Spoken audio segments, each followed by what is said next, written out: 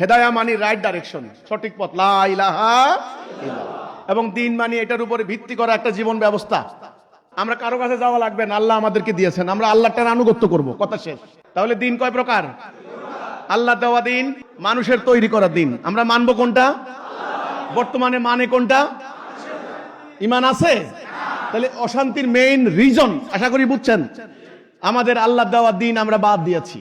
আমরা আন্দোলন, আমাদের হিজবুত তৌহিদ আন্দোলন, আমরা দাঁড়িয়েছি এই কথা বলার জন্য, নো মোর কন্টিনিউ, আর আমরা কন্টিনিউ করব না। এদের তৈরি আনুগত্য মানার পরে আমরা বুঝছি অশান্তি কাকে বলে, অর্থনৈতিক দুর্বৃত্তায়ন কাকে বলে।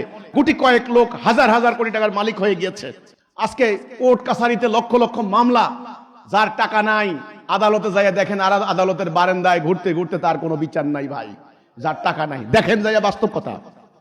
এই ব্যবস্থা বাদ দিতে হবে, এই সিস্টেম বাদ দিতে হবে। এই সিস্টেম বাদ দিয়ে আল্লাহর দেওয়া জীবন ব্যবস্থা কায়েম করতে হবে।